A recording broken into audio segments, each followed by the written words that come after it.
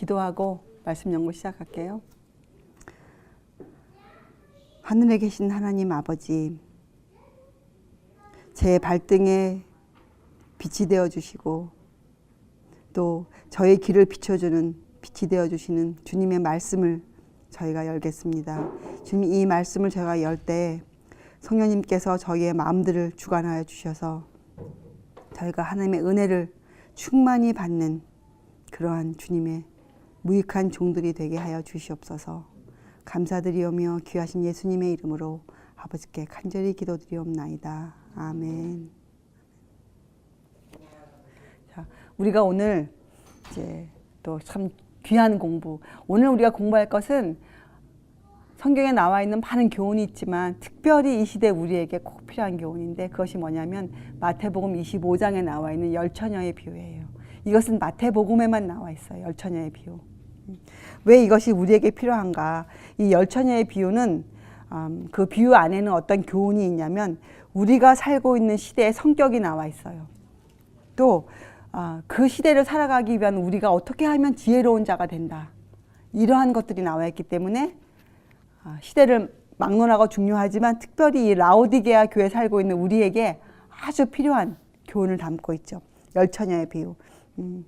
마태복음 25장 1절부터 13절까지 나와 있어요. 그리고 여러분이 아시지만 마태복음 24장은 어떠한 교훈이었습니까? 예루살렘의 멸망과 이 마지막 때를 합쳐서 설명하신 그런 장이었잖아요. 그래서 25장 시작도 그때 천국은 이렇게 나와요. 시작이. 그래서 이것은 예수님 다시 오시기 바로 직전에 있을 교회의 형편과 경험을 지금 우리한테 보여주고 있어요. 근데 이것은 분명히 비유입니다. 비유. 자, 그래서 이 안에 보면 처녀들이 나와요. 그렇죠? 처녀들이 나오고 또 이 처녀들이 등불과 기름을 갖고 있다. 이렇게 나오죠. 그리고 이 처녀들이 기다리고 있어요. 이러한 것이 주로 이러한 내용으로 이 비유가 나오는데, 이 비유는 비유지만 이 예수님이 이때 어디에 앉아 계셨습니까? 감람산 위에 앉아 계셨거든요. 예수님이 그 산 위에서 저녁 때 그 마을에서 이루어지는 그 결혼식. 왜냐면 옛날 그 동방에서는 결혼식을 저녁에 했거든요. 저녁에. 그 결혼식의 행렬을 보면서 예수님이 자연스럽게 예수님 항상 비유를 그렇게 드셨잖아요. 옆에 있는 풀과 나무를 들어서 또 어린아이들을 들어서 이렇게 비유에 말씀하셨잖아요. 예수님께서는 우리가 알지 못하는 어떤 높은 것을 가지고 우리를 가르치지 않으셨어요. 우리가 쉽게 이해할 수 있는 것들, 우리가 마음만 열면 다 알 수 있는, 어린아이라도 알 수 있는 것으로, 또 우리 일상생활에 있는 것들로 우리의 교훈을 주셨거든요. 그래서 이 열처녀의 비유가 나온 거예요. 열처녀의 비유가. 자, 열이란 숫자는 어떤 특별한 의미가 있어 나온 것이 아니죠. 이것은 비유예요, 비유. 꼭 무슨 열이 있어야 된다.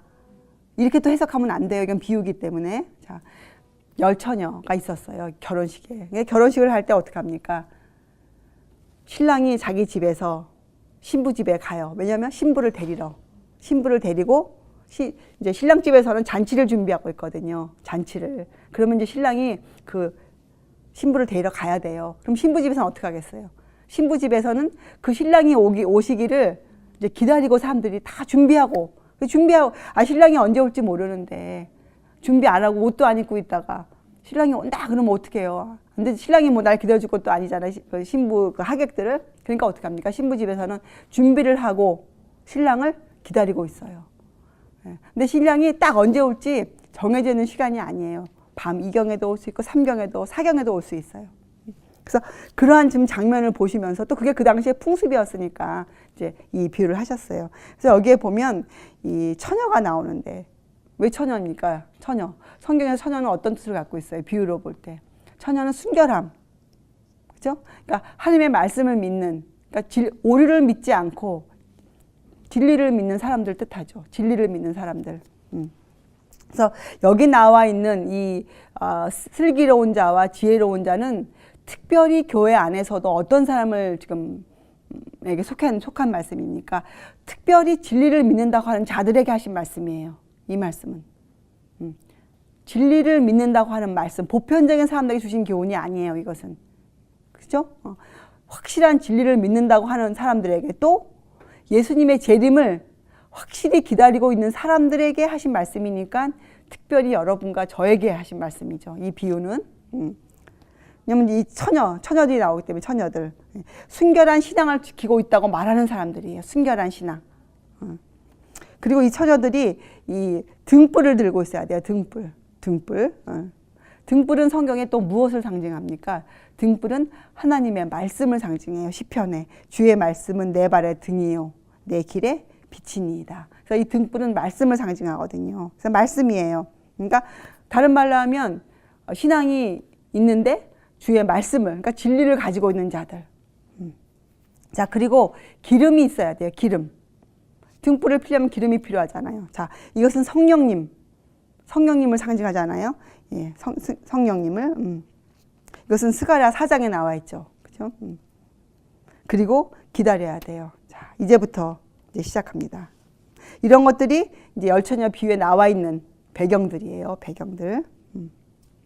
자, 여기에 보면 기다림이라는 게 나와요. 기다려. 이 열처녀가 다 기다리고 있어요. 기다리고 있어요. 그죠? 다 기다리는데 어떻게 해요? 5절에 보면 신랑이 더디옴으로 지체하는 일이 생겨요. 신랑이 더디옴으로 다 졸며 잘세. 열처녀가 다 졸고 있었어요. 열처녀가 다. 자, 그런데 6절에 보면 밤중에 소리가 난다고 나와 있어요.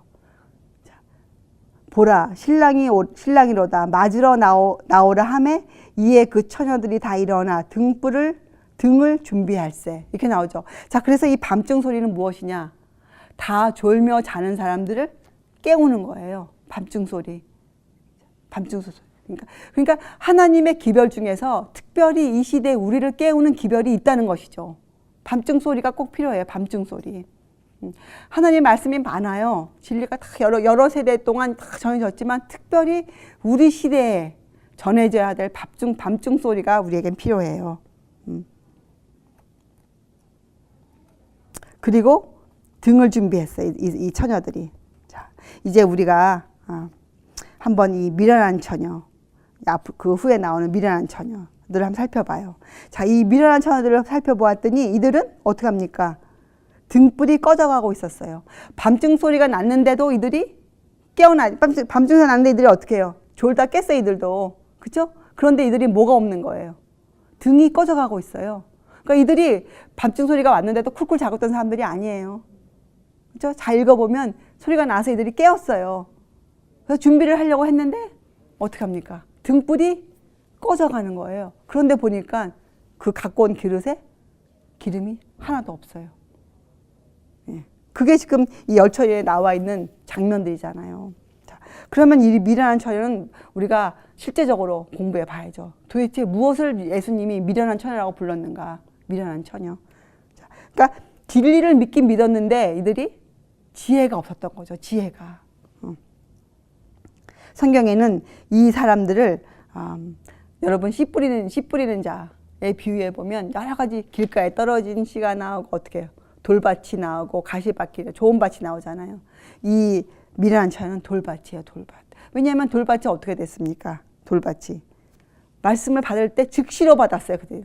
그리고 기뻐했다고 나오는데 어떻게 그 다음 장에 보면 뿌리가 없어서 잠시 견디다가 환란이 왔을 때 어떻게 그들이 넘어졌다 이렇게 나오거든요. 그러니까 이것은 돌밭 청중이에요. 돌밭 청중. 보면은 뿌리가 없어서 잠시 견디다가 쓰러졌거든요. 뿌리가 없어서. 뿌리가 없었어요. 그래서 이 미련한 자들은 믿음의 뿌리가 없는 거예요. 믿음의 뿌리가. 믿음이 있는 것처럼 보이는데 또 그렇게 말을 하고 사는데 뿌리가 없어요. 어떤 때? 밤중에 소리가 나는데 뿌리가 없는 것이 발견돼요. 밤중에 소리가 날 때. 그래서 이런 것들을 쭉 읽어보면 우리가 이렇게 알 수 있어요. 이 밤중에 소리가 나는 때는 어느 때겠어요? 그러니까 밤중에 소리가 나는 때는 예수님이 오신다는 기별이 전해지는 때, 그 때잖아요. 근데 이때는 솔직히 말하면 밤중이기 때문에 밤중이 환합니까? 깜깜하죠. 깜깜한 때예요. 깜깜한 때. 그리고 이들은 그 돌밭에 떨어져 있는 그러니까 미련한 처녀들은 돌밭에 떨어져 있기 때문에 이들은 성경에서 이런 사람들 어떻게 표현되어 있냐면 디모데후서의 마지막 때를 표현하면서 이들은 경건의 모양은 갖고 있지만 경건의 능력이 없는 자들이다. 그래서 이들에게서 돌아서라. 이렇게 우리에게 교훈을 주고 계시거든요. 이들은 그 원칙을, 말씀의 원칙대로 따라 살지 않는 사람들이에요. 말씀의 원칙은 갖고 있는지 모르지만 그 원칙에 따라서 살고 있지 않아요. 원칙에 따라서. 그래서 에스겔서 33장 31절에 여러분이 잘 아는 말씀이에요. 이런 말씀이 있죠. 그런 사람들이 이렇게 표현되어 있어요. 내게 나아오며 내 백성처럼 내 앞에 앉아서 내 말을 들으나 말은 들어요. 백성처럼, 하나님 백성처럼 그 앞에 나오기도 하고 말씀도 듣는데 그 다음 구절에 이렇게 나와요. 그대로 행치 아니하니 이는 그 입으로는 사랑을 나타내어도 마음은 이욕을 쫓음이라. 마음은 이욕을 쫓음이라. 이게 전부 다 예수님의 가난하심을 배우지 못한 사람들이에요. 예수님의 가난하심을 그것을 원칙으로 실천에 옮기지 않는 사람들이죠. 이것은 아주 두려운 경고예요. 여러분과 저에게. 왜냐하면 이것은 그냥 세상 밭에다가 하신 말씀이 아니고 처녀들에게 하신 말씀, 처녀들. 진리를 믿는다고 공언하는 사람들. 그러니까 이것은 돌아가지 말고 얘기하면 여러분과 저에게 같은 사람들에게 하신 말씀이죠. 진리를 공언하고 그것을 그런 일을 하는 사람들에게 하신 말씀이니까. 그렇잖아요? 근데 그 이유가 뭐라고요? 그대로 행치 아니하기 때문에 말씀의 원칙대로. 근데 이게 원칙이 여러 가지가 있잖아요. 이게 어떤 원칙인지 아세요?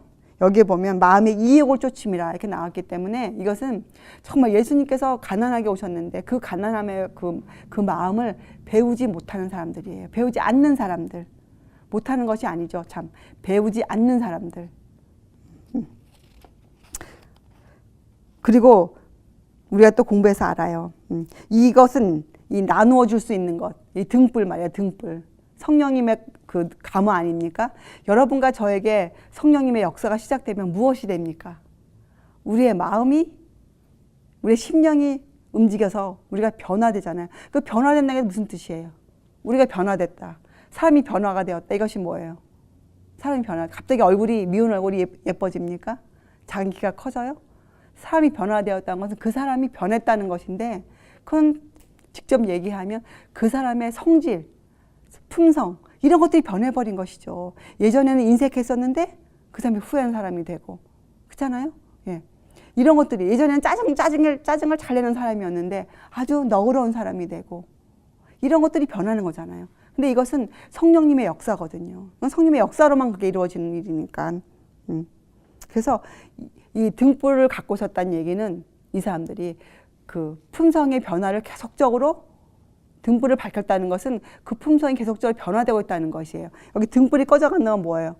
그것이 처음에 이 사람들도, 이 미련한 처녀도 등불이 있었잖아요. 그 품성이 성령의 역사로 시작되어요. 그럼 어떻게 돼요, 우리가? 그것을 계속 유지시켜 나가야죠.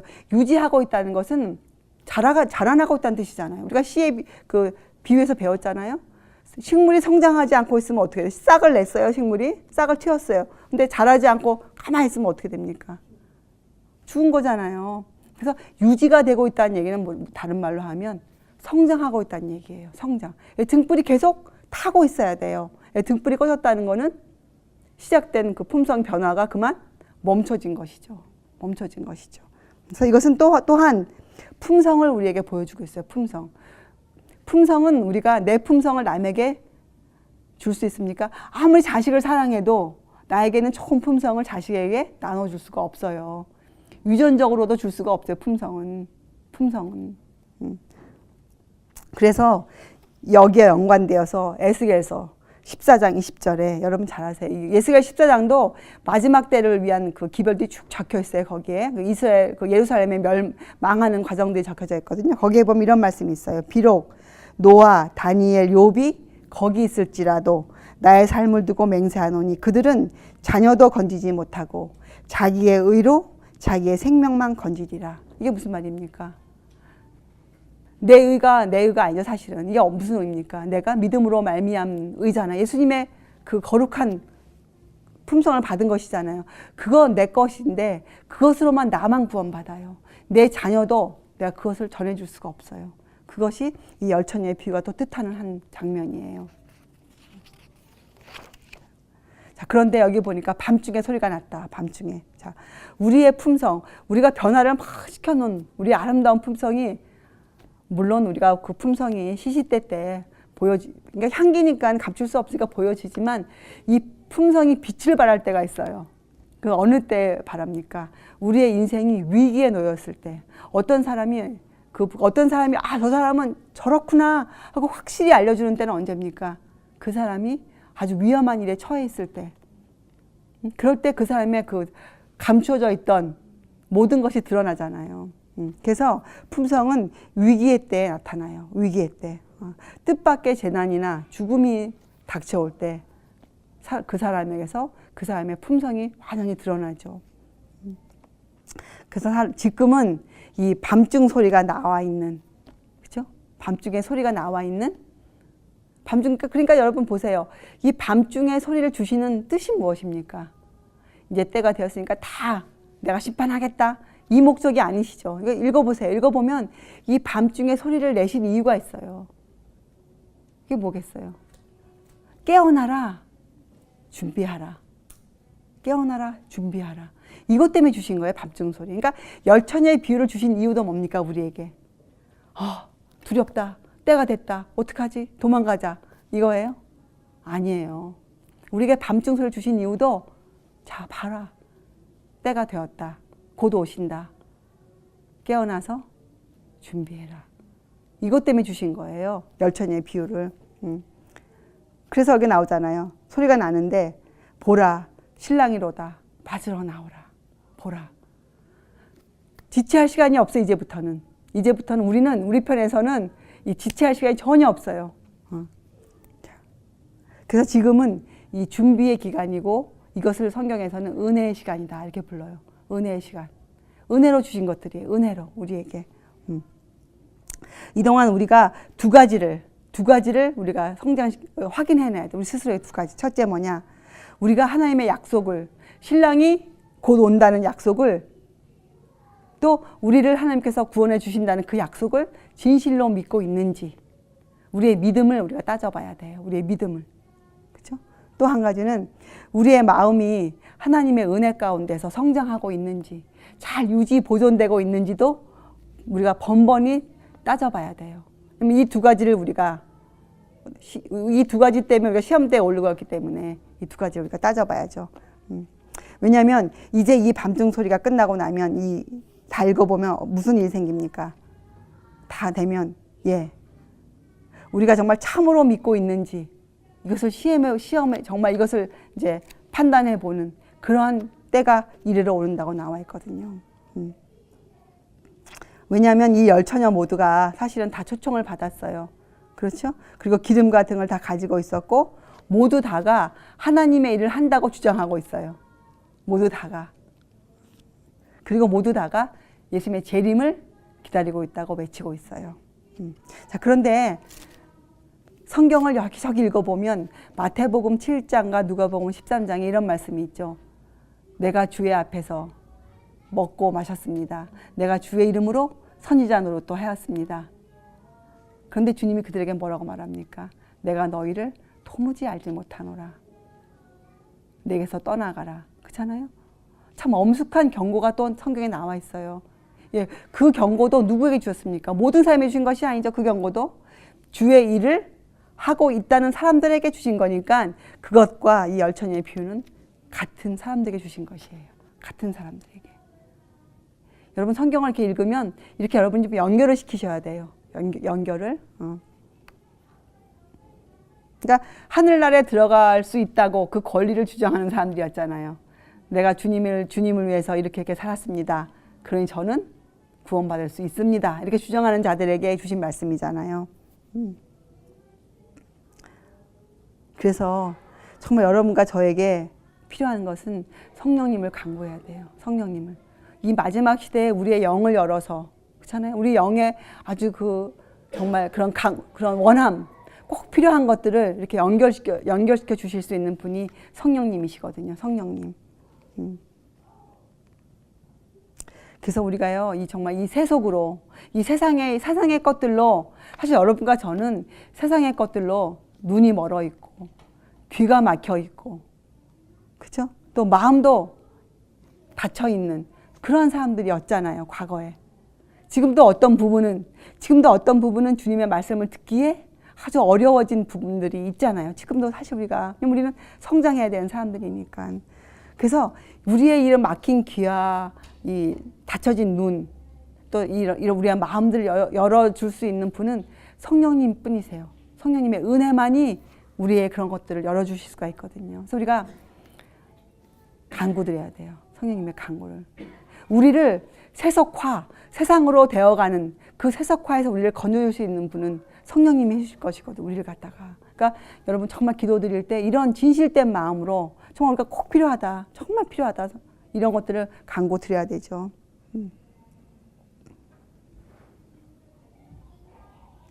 이 미련한 처녀들이 말해요. 깨어났을 때 그들이 등은 들고 있었는데 깨어나서 그들이 이 기름병을 보니까 텅 비어 있었잖아요. 그래서 여기서 보면 그들은 어떻게 합니까? 기름병이 비어 있었기 때문에 그들은 그 등에 불을 켤 수가 절대로 없었다고 나와 있어요. 이건 무슨 말입니까? 우리 안에 성령님의 은혜가 없으면, 그렇죠? 우리가 아무리 그럴듯한 무슨 뭘 갖고 있어도 세상에서 가장 값비싼 등을 들고 있어도 불을 켤 수가 없어요. 우리들은. 그래서 우리가 주님을 맞을 수 있는 준비를 하는 것은 단 한 가지 방법뿐이 없죠. 우리가 뭐 전도여행을 많이 가고 하나님의 사업을 위해서 몇만 명에게 뭐 복음을 전했고 또 우리가 정말 그야말로 정말 그렇게 살았고 이거 전부 다가 아니에요. 우리가 하늘나라에 들어갈 수 있는 것은, 그럼 우리가 하늘나라에 들어갈 수 있는 건 뭡니까? 여러분과 제 안에 성령님의 은혜가, 성령님의 역사가 흘러야 돼요. 그거 외에는 전혀 다른 방법이 없어요. 이 사람들 보세요. 이 미련한 5 처녀. 등도 들고 있었어요. 등도 들고 있고 이들이 다 했지만 이들이 하나님 그 초인잔치집에 들어가지 못했어요. 문이 닫혔어요. 여기에 보면 이들이 갔을 때는 이미 문이 닫혔어요. 들어갈 수가 없었어요. 예. 그래서 여러분과 제가 이 세상에 있는 교회 중에서 주님의 재림을 믿는다고 막 말하는 자들 중에서 그 중에서도 그들이 전부 다가 하늘나라 간다고 나와 있지 않잖아요. 그래서 하나님은 우리를 갖다가 이 아주 단계별로 우리를 엄밀하게 검사하세요. 아주 엄밀하게 우리를. 그래서 그 단계마다 우리가 완전해져야 되거든요. 단계마다. 왜냐하면 여러분과 제 안에는 신성의 모든 충만이 거하는 사람들이기 때문에 우리는 그 단계마다 정말 완전해져야 돼요. 우리가 완전해지지 않는다는 것은 우리가 신성의 모든 충만을 거부하고 있다는 것이죠. 이것은 신성의 모든 충만이기 때문에 우리가 거부만 하지 않으면 우리에게 충만히 임하시는 거거든요. 우리가 완전해질 수 있는 것이에요. 그래서 우리의 주신 경고는 뭡니까? 이 텅 빈 기름병을 들고 있으면 안 돼요. 텅 빈 기름병. 그리고 이 기름을 우리가 넣을 수가 없어요. 그 텅 빈 기름병에다가. 우리가 그 기름을 넣을 수가 없어요. 이것은 성령님의 은혜로만 채워지는 것이 이 기름병은. 그렇죠? 그리고 이 기름병은 그때가 되어서 밤중에 소리가 나서 신랑이로다 이럴 때 넣을 수가 없다고 나와 있어요. 이것은 준비하는 기간 동안에만 계속적으로 채워 넣어야 돼요. 계속적으로 우리가. 그래서 우리가 하늘나라 가는 방법, 우리가 주님의 사람으로 살아가는 방법은 단 한 가지예요. 여러분과 우리의 삶 가운데서 매일매일 성령님의 역사가 일어나고 은혜가 흘러나와야 돼요. 그 방법 외에는 어느 누구도 하늘나라에 갈 수가 없어요. 그리고 여기에 보면요. 그때는 등불을 준비할 수 없기 때문에 이 기름을 준비할 수 없기 때문에 이미 때가 늦은 것이라고 나와 있어요, 여러분. 그리고 또 그래서 이 지혜롭지 못한 자들, 미련한 자들은 정말 안타깝게도 그 기름이 없었기 때문에 등불을 키우지를 못했거든요. 자, 그러면 이 슬기 있는 처녀들은 어떻게 했는가? 근데 이들도 졸고 있었어요. 여기에 보면 이들도. 그런데 이들은 졸고 있었지만 뭐가 타고 있었습니까? 등불은 타고 있었어요. 등불은. 그래서 이 졸고 있을지라도 이 처녀들이 말해요. 이 결혼집에서 이 등불을 들고 있는 이유가 뭡니까? 예, 제가 생각해 봤어요. 제가 등을 들고 있는 이유가 아름다운 나의 얼굴을 세상에 환히 비춰주기 위해서 들고 있는 것은 뭐 그런 사람이 있을 수 있어요. 자기의 모습을 좀 드러내고 싶어서지만 정말 그리스도인이라면 이 등불을 들고 있는 이유가 뭡니까? 사실 등이 하는 역할이 뭐예요? 예, 어두워진 길을 밝혀주려고 등불을 들잖아요. 맞아요. 우리가 정말 슬기로운 처녀들이라면 이 등불을 드는 이유와 목적이 있어야 돼요. 우리가 등불을 들고 있는 이유와 목적은 뭐예요? 내 길도 비춰주지만 하나님의 그 길로 따라오는 사람들을 좀 편하게 좀 그 길을 환히 보고 올 수 있도록 사실은 그 등을 비춰주는 거죠. 근데 성경에 보면 우리를 뭐라고 비쳤습니까? 너희는 세상에 빛을 비추어라 했잖아요. 빛이 되어라 그렇잖아요. 자, 그래서 우리가 이 빛이 되는 이유와 목적도 확실하게 알고 있어야 돼요. 우리가 이 빛을 주셨는데 그 빛을 가지고 내 모습을 비추기 위해서 우리가 하는 것이 아니죠. 우리가 빛을 가지고. 그래서 이 그리스도를 따르는 자들은 우리 안에 흐르는 성령님의 역사잖아요. 이 빛은 성령님의 역사니까. 그렇죠? 우리가 들고 있는 등이 뭐니 확실히 아시죠? 우리가 들고 있는 등은 뭐예요? 예, 내가 만들어낸 등이 아니고 성령님의 역사로 흘러나오는 빛이란 말이에요. 그 빛이 사람들에게 비춰줘야 돼요. 사람들을 비춰주어야 돼요. 사람들을 하늘나라 가는 길로 가기 위해서. 자, 여러분, 그리고 등불이 환한 대낮에는 역할을 할 수 있습니까? 못하죠. 사실은 등불이 필요한 때는 이 밤중이에요. 밤중. 지금 우리가 살고 있는 이 시대가 가장 등불을 많이 필요로 하고 있어요. 등불. 다른 말로 하면 이 시대가 여러분과 저를 필요로 하고 있죠. 정말 이때는 우리가 주님의 무익한 종이 되어드려야 돼요. 종들이 많이 필요해요. 주님께는 지금. 종들이. 자, 그러면 밤중을 한번 살펴봅시다. 밤중. 왜 밤중이라고 했습니까? 왜 캄캄하다고 했을까요? 왜 캄캄하다고? 왜 주님은 항상 주님은 왜 이 깜깜할 때 꼭 오셔야 될까요? 좀 밝은 대낮에 오시면 좋으실 텐데. 왜 성경에는 이렇게 표현되어 있을까요? 밤중이라고. 이건 영적인 말씀이잖아요. 자, 맞아요. 세상이 왜 깜깜한가? 세상이 이 오류 때문에 예수님을 배반한 이런 오류 때문에 지금 세상이 깜깜한데 여러분 이것을 이해하기 위해서 한번 창세기를 살펴보세요. 창세기 1장에 보면 이 땅이 어떻게 되었다고 나옵니까? 땅이 혼돈하고 공허하며 흑암이 깊음 위에 있었다. 이럴 때 비추신 게 뭐예요? 예, 하나님이 그때 어떻게 빛을 비추셨어요? 말씀으로 빛이 있으라 하심에 빛이 생겼잖아요, 거기에. 그죠? 자, 근데 이 말씀을 사도 바울 선생님이 고린도 후서에서 4장에서 이렇게 말하죠. 어두운 데서 빛이 비추리라 하시던 그 하나님께서 예수 그리스도의 얼굴에 있는 하나님의 영광을 아는 빛을 우리 마음에 비추셨느니라. 자, 그러니까 빛이에요. 창세기에 있었던 그 빛이에요. 그 하나님께서 하셨으니까. 그런데 사도 바울 선생님이 설명했어요. 그 빛은 뭐냐? 주님의 얼굴에 있는 하나님의 영광을 아는 빛. 그러니까 이건 뭐예요? 예수님도 그 빛을 어떻게 알아가셨습니까? 예수님도 우리 인성을 갖고 오셨기 때문에 우리처럼 말씀을 통해서 하나님을 배워가시면서 그 빛을 비추셨잖아요.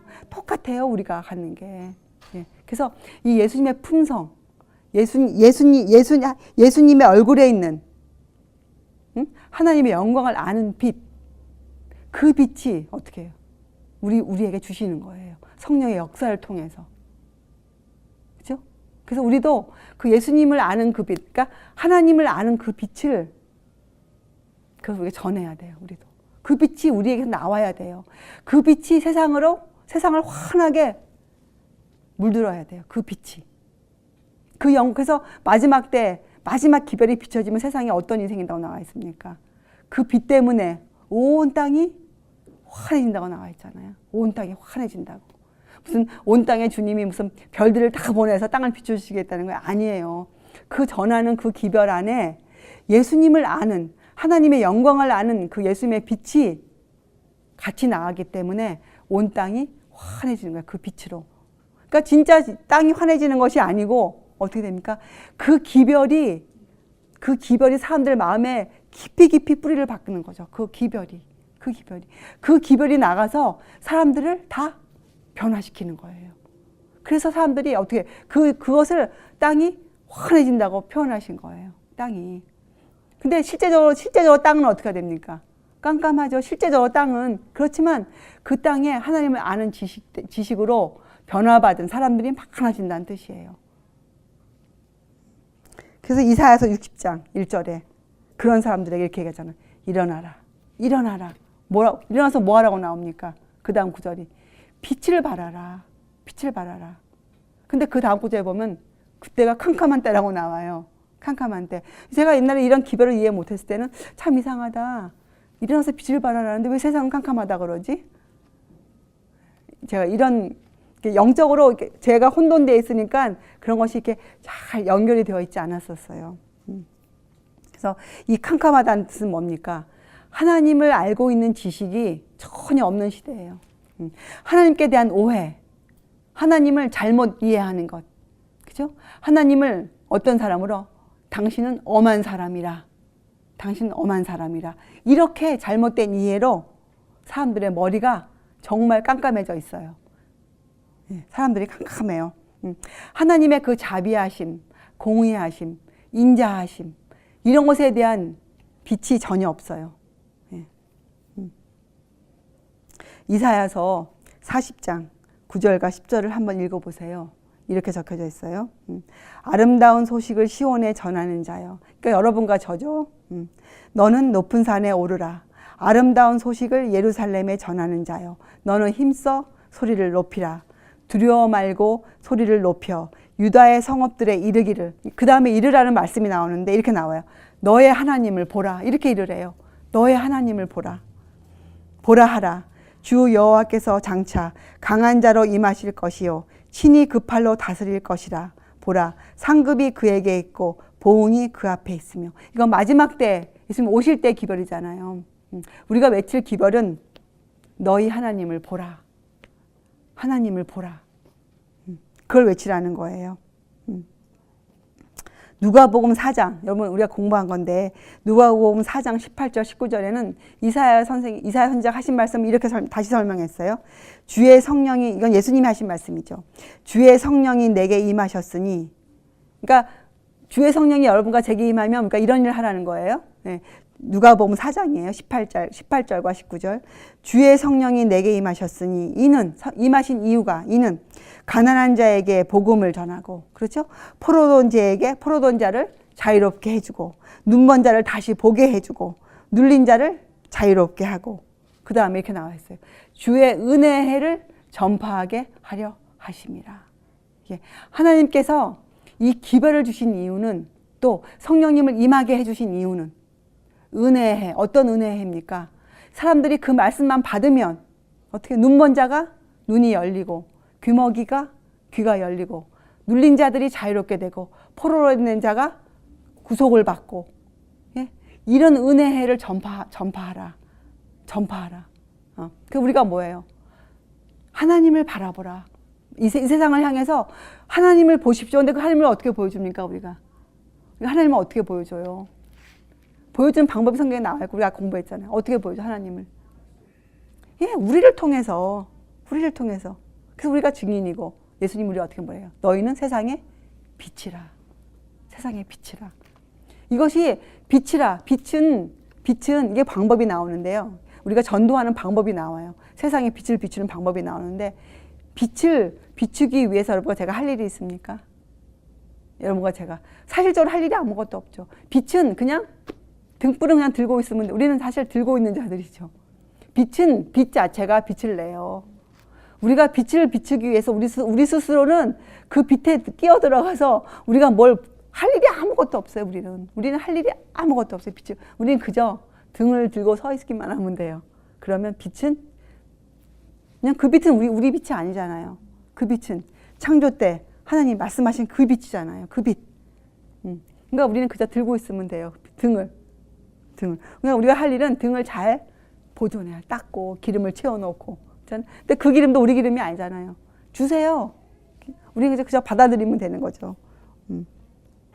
그래서 마태복음 5장 14절 16절에 너희는 세상의 빛이라. 그리고 16절에 이렇게 나와 있죠. 이같이 너희 빛을 사람 앞에 비추게 하여 저희로, 근데 나와요. 우리가 빛을 어떻게 비추는가? 너의 착한 행실을 보고 하늘에 계신 너희 아버지께 영광을 돌리게 하라. 이것이 우리가 빛을 비추는 방법이에요. 이 빛을 비추기 위해서 여러분과 제가 몸부림을 칠 이유가 없어요. 여러분과 제가 해야 될 일은 등을 잘 들고, 우리가 준비하고 있어야지. 준비하고. 그래서 여러분, 우리가 여기에 보면 이 열천의 비유에 보면 우리가 할 일로 나와 있지 않습니까? 마지막 때, 이 밤중 소리, 주님이 오신다는 기별, 그 기별을 전해야 돼요. 근데 그 기별과 더불어, 그러니까 주님이 오신다는 것은 작정되어 있는 일이고 또 많은 사람이 기다리고 있고, 우리가 해야 될 일은 은혜의 때, 은혜의 시간을 전파해야 돼요. 은혜.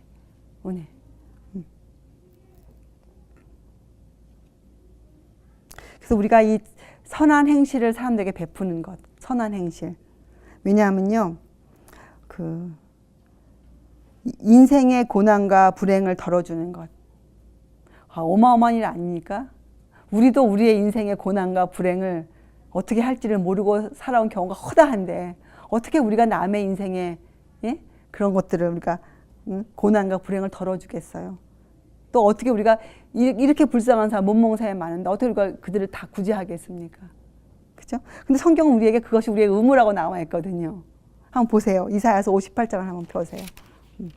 58장 7절과 8절을 한번 보세요. 그것이 우리의 의무예요. 우리가 생각만 해도 절대로 할 수 없는 일 같잖아요. 이사야서 58장 7절과 8절. 그건 우리의 의무예요. 여기에 보면 이렇게 나와 있어요. 또 줄인 자에게 내 식물을 나눠주며 유리하는 빈민을 내 집에 들이며 벗은 자를 보면 입히며 또 내 골육을 피하여 스스로 숨지 않은 것이 아니겠느냐. 그리하면 내 빛이 아침같이 비칠 것이며 내 치료가 급속할 것이며 내 의가 내 앞에 행하고 여호와의 영광이 내 뒤에 호위하리니. 이렇게 우리 할 일이 나와 있어요. 우리 할 일은 뭡니까? 줄인 자에게 먹을 것을 주고 벗은 자를 보면 입을 것을 주고 집이 없는 자를 보면 그 자를 맞아들이고, 실제적으로 이런 선한 행실이 우리에게 필요해요. 이것이 예수님이 가르치신 봉사고 선한 사마리아인의 한 일이었어요. 그렇죠? 우리에게 이런 봉사가 꼭 필요해요. 물론 여기에는 물질이 필요하죠. 그렇잖아요? 가난한 사람을 도와주는데 물질이 없으면 어떻게 도와주겠어요? 그렇죠? 물질도 필요하지만 사실은 그보다 우리가 물질이 없더라도 그런 사람들에게 우리가 어떻게 해줄 수 있습니까? 우리도 힘든 인생을 살면서도 우리가 쾌활한 우리의 모습, 그렇죠? 전혀 그것에 우리가 방해받지 않는 우리의 그런 모습들, 또 희망을 주는 말. 우리는 그저 하는 말이지만 우리가 이런 마음으로 말을 할 때 그 말에 뭐가 같이 실려나갑니까? 우리의 말에 가마력, 성령님의 가마력이 같이 함께 실려나가거든요. 그래서 우리는 그저 말 한마디 좋지만 그 말을 받는 사람 안에는 그 씨가 또 심겨지게 되는 거예요. 이게 전도잖아요. 또 우리가 갖고 있는 친절한 태도, 왜 중요한지 아세요? 예수님이 그 병자를 고치실 때 그냥 말로 나으라 하실 수 있었는데 어떻게 하셨어요? 항상 그 머리를 안쓰럽게 쓰다듬어 주셨어요. 손을 얹으셨어요. 그건 자비의 행동이거든요. 우리도 마찬가지죠. 우리가 예수님의 그런 면들을 다 배워야 되니까. 정말 지나가다가 정말 불쌍한 홈레스가 한 사람이 있다. 손잡아주기 아주 힘들어요. 저도 힘들더라고, 그건 정말.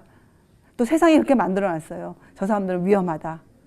저 사람들 돈 줘봐야 마약 산다. 막 이런 말들을 많이 해놨기 때문에 우리 마음이 하나님만을 의지하기가 아주 힘든 세상이, 정말 깜깜한 시대거든요. 그런데 정말 그런 사람을 애처로워서 우리가 손 하나 탁 잡아줄 때, 우리가 딸라는 못 집어줘도 정말 그렇게 할 때, 그럴 때 세상에 줄 수 없는, 금과 은이 줄 수 없는 예수님의 능력이 함께 나가는 것이에요.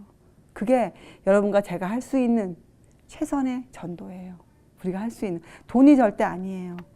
돈이 필요해요. 돈이 있어야 우리가 교회도 운영하고 돈이 있어야 여러 가지를 할 수 있지만 그것이 중심이 아니라는 것이죠. 우리는. 그래서 여러분과 저는 이 가난하게 됨을 두려워하면 안 돼요.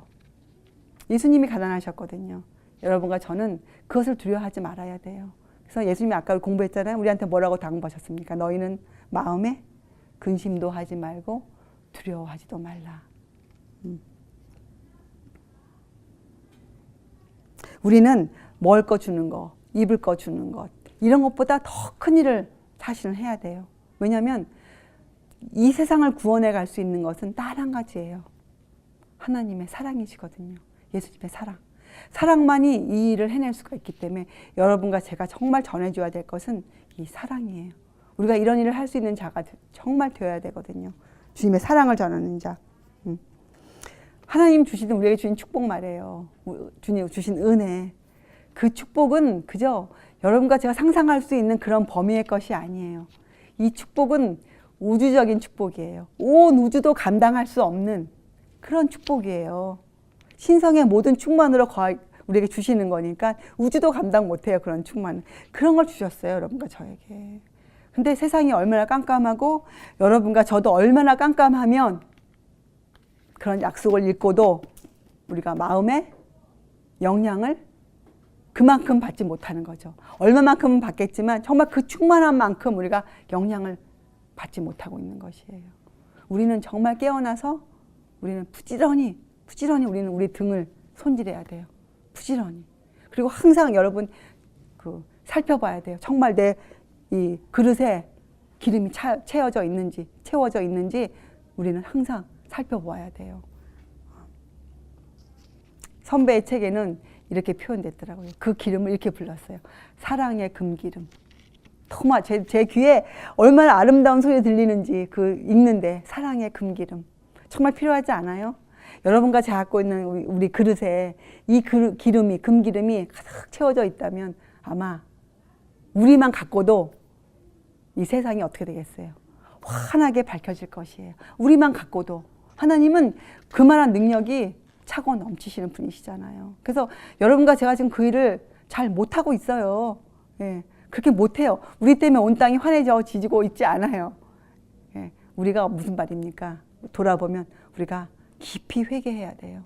우리가 정말 회개하고 우리가 주님 앞에 우리의 자신을 드리기를 두려워하지 않는 사람들, 주님 따라 살기를 두려워하지 않는 사람들, 정말 그런 사람이 되어야 돼요. 세상은 이것을 기다리고 있어요. 이 사랑을 기다리고 있어요. 이 지구가 지금 물이 없어서 돈이 없어서 애타하는 것이 아니에요. 지구가 왜 지금 몸살을 앓고 있습니까? 지구는 이 사랑의 이 금기름을 좀 받아야 돼요. 지구가.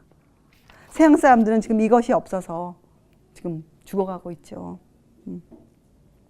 그래서 우리 안에 이러한 성령님이 거하신다는 증거는 이런 사랑이 우리에게서 근데 이 사랑이 흘러갈 때 막 흥분하지 않아요. 정말 조용히 이 사랑이 흘러가거든요. 정말 이런 사람이 전 너무 되고 싶어요. 그러면 우리가 아까 읽은 데서 8절에 어떻게 해요? 내 빛이 아침같이 비칠 것이며 내 치료가 급속할 것이라. 내 의가 내 앞에 행하고 여호와의 영광이 내 뒤에 호위하리니. 얼마나 멋있습니까? 우리가 가는 곳마다 하나님 여호와의 의가 영광이 따라온다. 이건 정말 너무 원하는 것이에요. 너무 원하는 것. 그래서 여러분 이 그리스도교, 기독교 사실 지금 기독교가 많이 조롱을 당하고 있잖아요. 근데 이 기독교는 세상이 알지 못해요. 세상은 알 수가 없어요. 이렇게 심오한 건데 어떻게 세상이 알 수 있겠어요? 또 세상에 이런 것을 전하는 자들이 많지 않은데 어떻게 알 수 있겠어요? 정말 여러분과 저는 정말 이런 증인이 되어야 돼요. 하나님은 지금 이런 사람 보기를 이런 기쁨을 좀 기다리고 계시거든요. 그래서 기독교는 죄를 사해 주시는 그것만이 아니에요. 기독교는 그것을 넘어서서 그 죄를 다 없애버린, 그럼 죄가 다 나가면 그 자리가 비어 있을 거 아닙니까? 그 빈자리를 성령님의 은혜로 확 채우는 것이에요. 그게 기독교예요. 거기까지 가야 기독교가 완성되는 거예요. 죄를 다 사해 놓으면 그 빈자리를 우리가 어떻게 해야 돼요? 우리가 무익한 종으로서 하나님 주신 그 신성의 모든 충만으로 우리가 그걸 채워 놓아야 돼요. 우리가 그 역할을 하는 것이죠. 근데 그게 방법이 있잖아요. 우리가 하나님에서 즐거워하기만 하면 돼요. 우리는 즐거워하기만 되면 주님 안에서.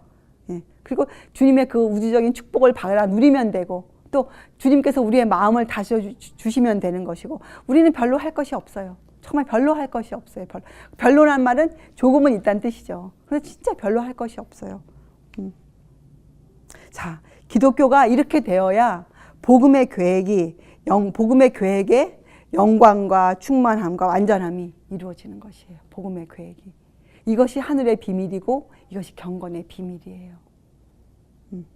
그런데 이러한 것들이 이 완전함이 복음의 계획의 영광과 충만함과 이런 완전함이 참 놀랍게도 참 기이해요. 예수님께서는 이것을 어떻게 이루셨습니까? 매일의 생애 가운데서 이루어 놓으셨어요. 매일 예수님은 뭐 이것을 특별하게 어떠한 것을 이루어 놓으신 게 아니에요.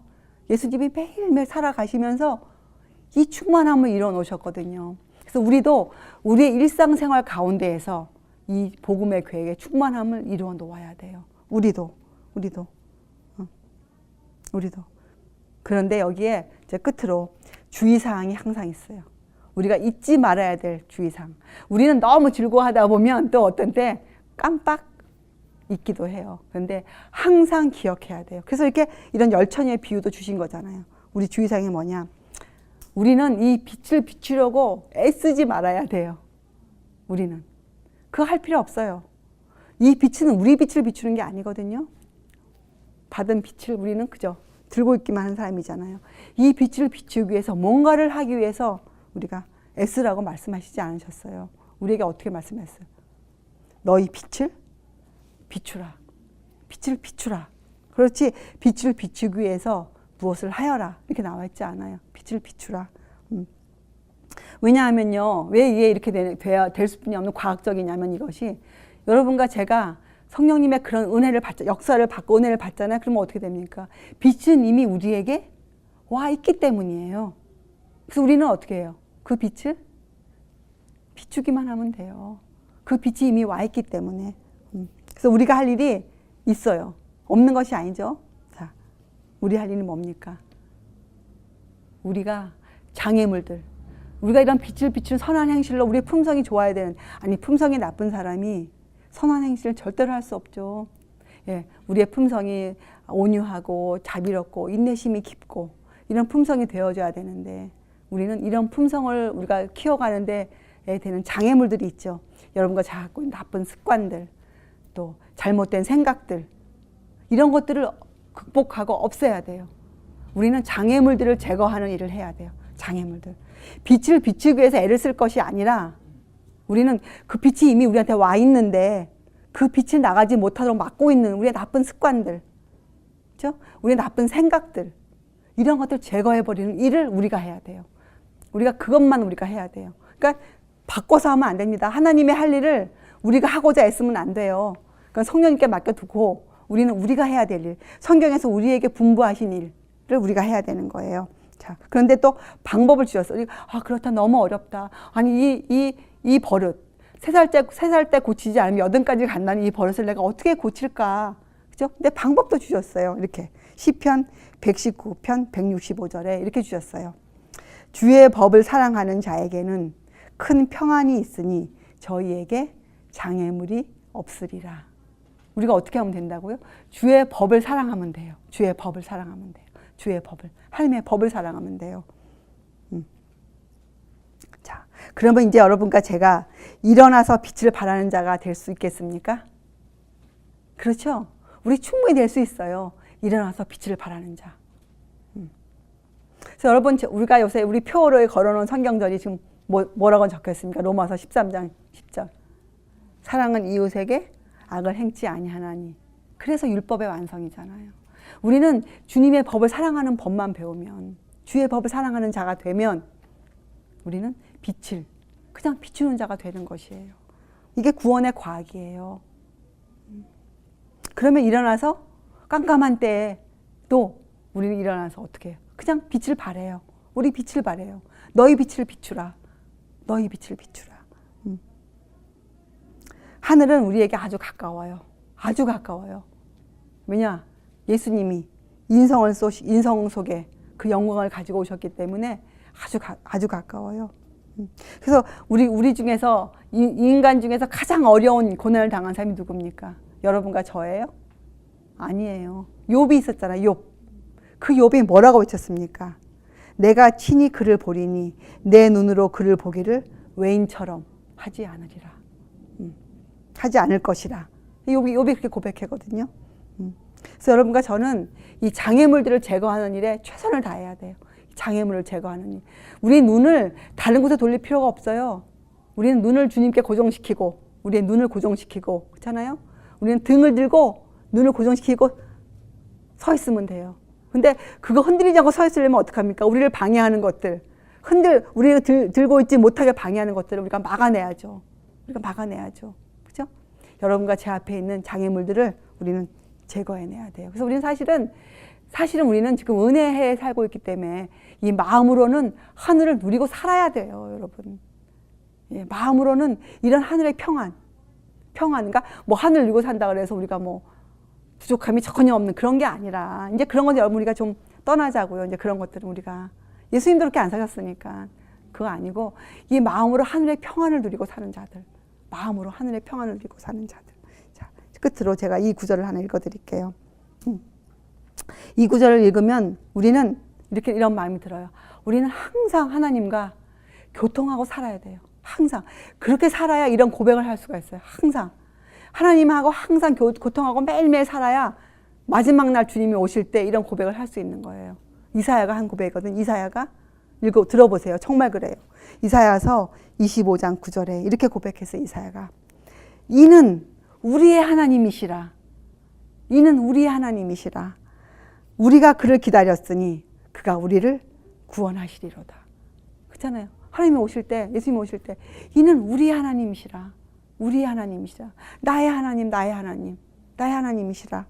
우리가 그를 기다렸으니 그를 어두운 데서 빛이 비추시라 하시던 그 하나님을 기다렸으니 그가 우리를 구원하시리로다. 이런 고백이 우리 입에서 매일매일 터져나와야 돼요. 우리 입에서 매일매일. 이건 다른 말로 하면 항상 여러분과 저는 우리의 마음에 성령님의 역사가 매일매일 흐르는, 역사가 일어나고 그 은혜가 매일매일 흐르는 사람. 그래서 이런 고백을 쉬지 않고 할 수 있는 사람. 이런 고백을 들은 다른 사람들이 이런 고백 때문에 용기를 얻어서 그들도 그들의 인생길에 있는 어려움들을 제거하는 사람이 되는 것. 이것이 전도예요. 그리고 이것이 여러분과 제가 해야 될 일이에요. 우리의 의무예요. 이제 의무를 행할 준비가 되셨어요? 네. 그래서 우리는 정말 열처녀 중에서 이 지혜로운 자들, 그릇에 기름을 준비하고 있는 사람들, 그런 사람 되기를 바랍니다. 예, 우리 기도하시겠어요? 하나님 아버지, 저에게 주신 그 충고가 너무나 감사하고 정말 너무나 엄숙하고 너무나 저에게 은혜를 허락하여 주십니다. 하나님, 저희가 이 기별을 우리에게 주시는 참 경각심으로 저희가 받아서 저희의 마음을 깨우고 저희의 나태함을 깨우고 저희의 게으름을 버려서 제가 주님 오실 때 이는 우리의 하나님이시라, 우리를 구원하실 자로라, 우리가 그분을 기다리셨다 하는 이런 고백이 우리의 입에서 터져 나오도록 주님 도와주시옵소서. 저희는 주님의 진실한 종이 되기를 원합니다. 오늘도 그 일을 위해서 저희 안에서 충만하게 역사하여 주시옵기를 사랑이 많으신 예수님의 이름으로 아버지께 간절히 기도드리옵나이다. 아멘.